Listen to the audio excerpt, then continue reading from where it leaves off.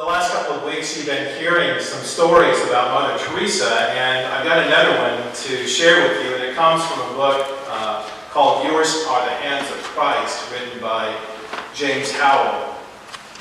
And Howell tells the story of a wealthy woman from a Western country who traveled to Calcutta, India, to visit Mother Teresa.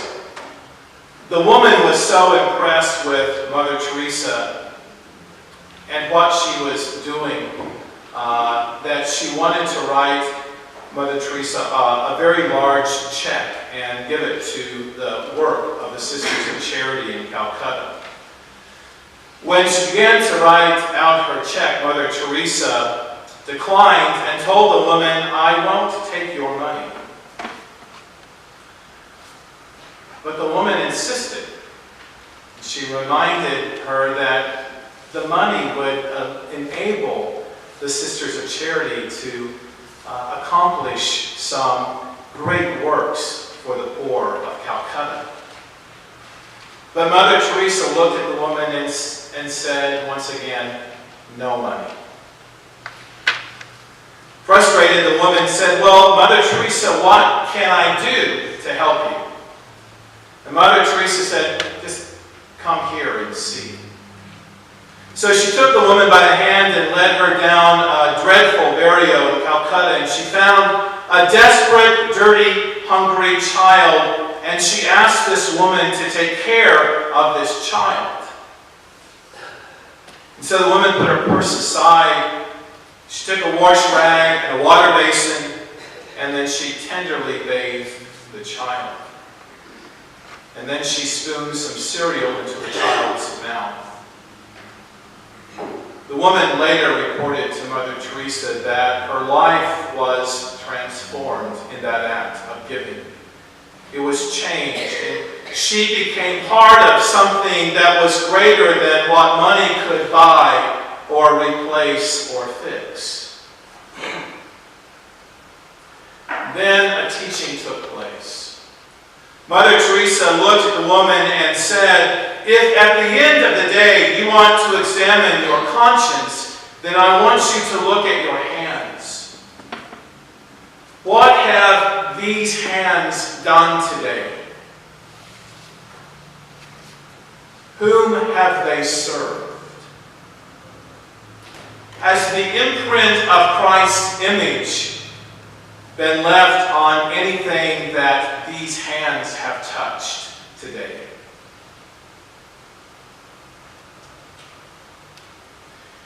In today's scripture lessons from the book of Ruth and the Gospel of Mark, we encounter stories about widows using their hands to display a courageous faith.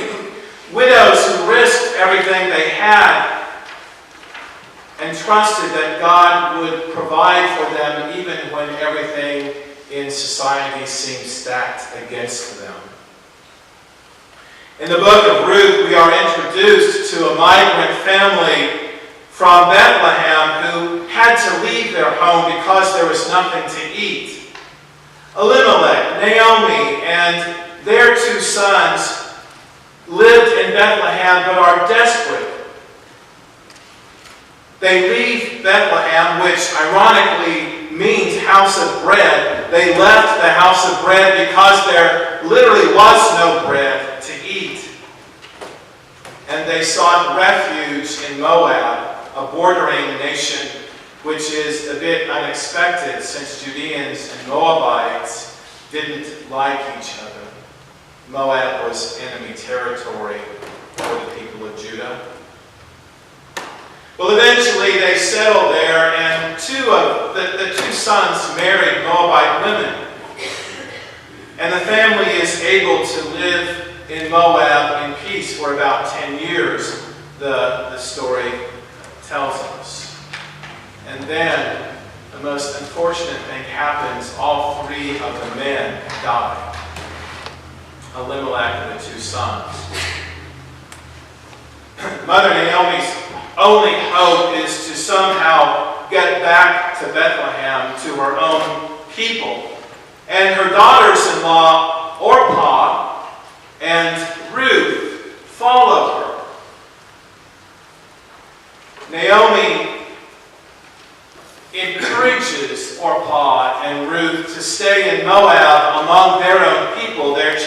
of surviving are better there than going back to the strange country to them of Judea. Orpah finally decides to turn back and stay in Moab, but Ruth accompanies Naomi on this long, arduous journey back to Bethlehem. And her words are some of the most inspiring songs in Scripture. In verses 16 and 17 of the first chapter in Ruth, it says, "Do not press me to leave you or to turn back from following you. Where you go, I will go. Where you lodge, I will lodge." I get a bit choked up when I read that because that was our wedding song. A lot of people may have used that as their wedding songs. Your people shall be my people, and your God my God. Where you die, I will die. There I will be buried. It's a lovely song that Ruth sings. Ruth is a model for a way of life. And this way of life includes loyalty and trust. It includes connection and interdependence. This way of life is a life of love and faithful service. It's a life that's filled with a lot of courage and generosity. And you know the end of the story. Ruth will marry Boaz back in Bethlehem, and they will become the father, Ruth then becomes the grandmother of King David. In today's lesson from the Gospel of Mark, we move just 6 miles north to Jerusalem from Bethlehem.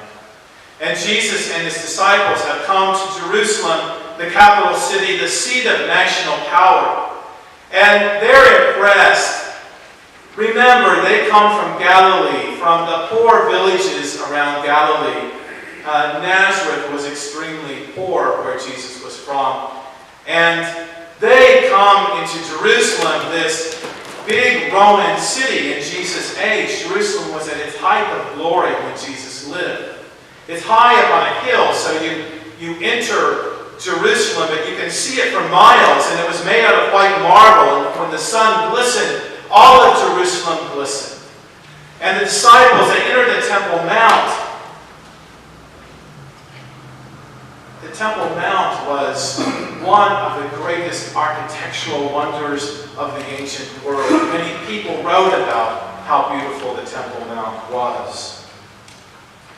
And they're impressed, but mostly they're impressed with this great temple. And they well should be. It was an amazing feat of engineering and architecture.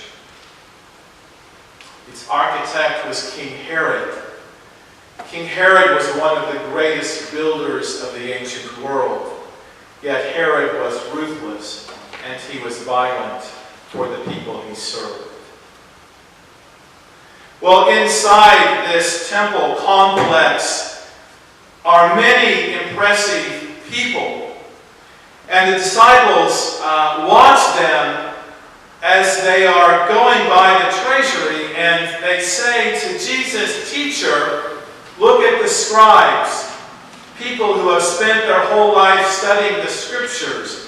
Look at their beautiful long robes and the high position that they hold in society.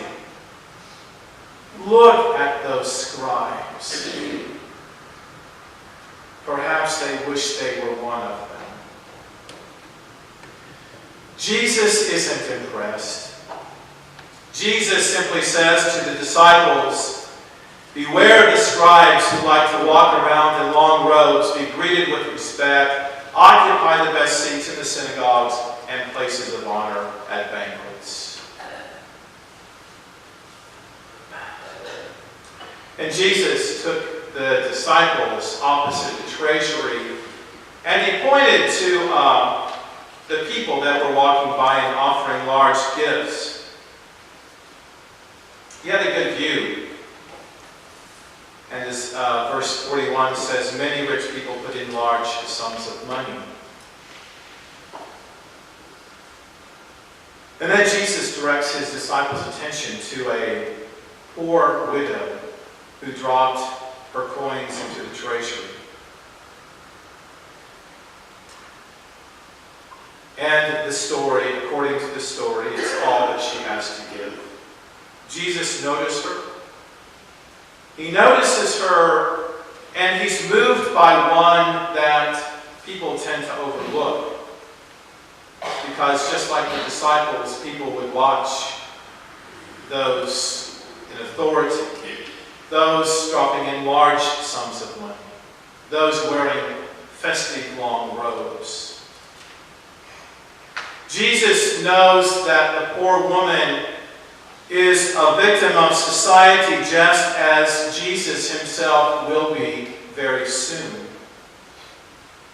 Some of the temple elite led privileged lives. Archaeologists have dug up one of the homes of one of the chief priests, or one of the priests of the temple, a 30-room house, which was extremely elaborate. Some of the priesthood in Jesus' time had become pawns of Caesar. Some of them had left and fled the temple priesthood and gone down to the Dead Sea in order to revolt against the temple and Rome that ruled in Jesus' time. The religious institution of Jesus' day, the temple, according to Jesus, became an institution that no longer gave the protection to the vulnerable in society as its mission was to be.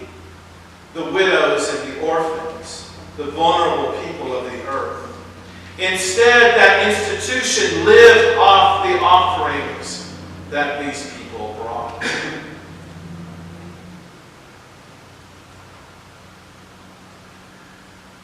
That's probably a pretty good interpretation of this passage because of the placement this story has in Mark's Gospel.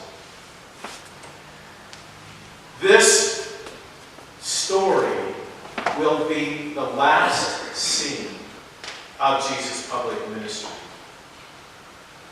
From here, all that remains is Mark's telling of the temple's future destruction and then the passion narratives of Jesus. The widow's act of giving is heroic because out of her poverty she gives without reservation. She gives everything that she has to God, sort of like Ruth giving everything she had to follow Naomi back to build a new life in Bethlehem. In Mark's Gospel, the widow becomes a Christ figure.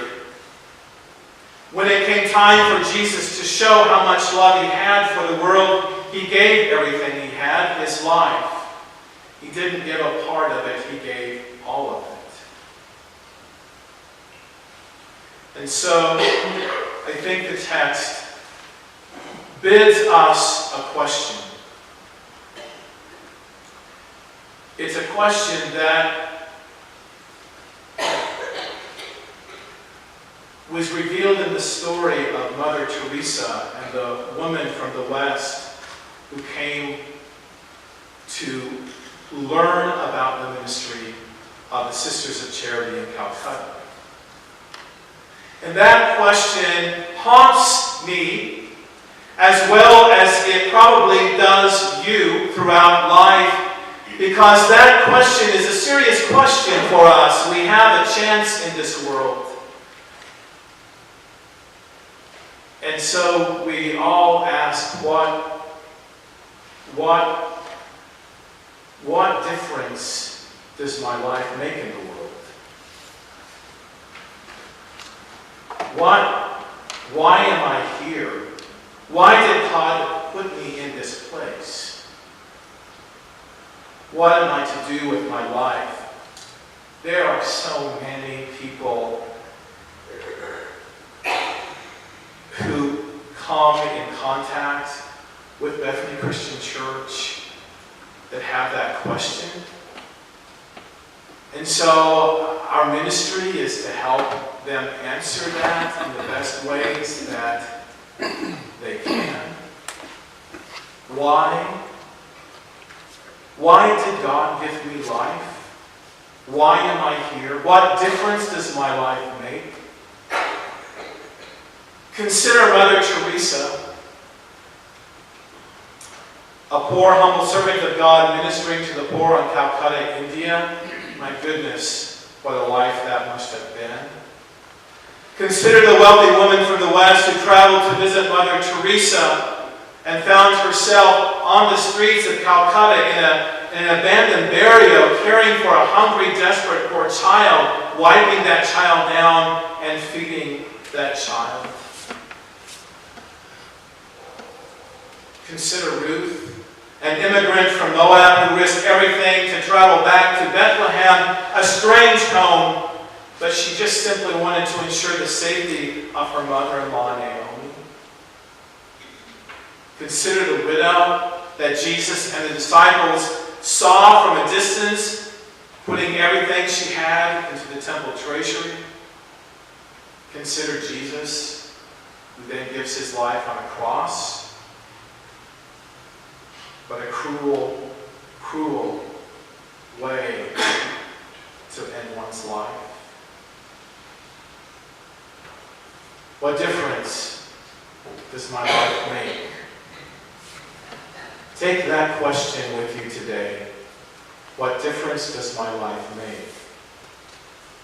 God calls us to use our life in thousands and thousands of ways. We are gifted to use our life in the way that we have been gifted to use it. We are generous. We are a generous people, and our generosity is rooted in grace. And our way of life in following the path of Jesus Christ is to empty ourselves out for others as an expression of the love of Christ and the love that Christ had for the world. And so, what difference can my life make? Means we then have a responsibility to offer our gifts and resources and our talents and our service to God.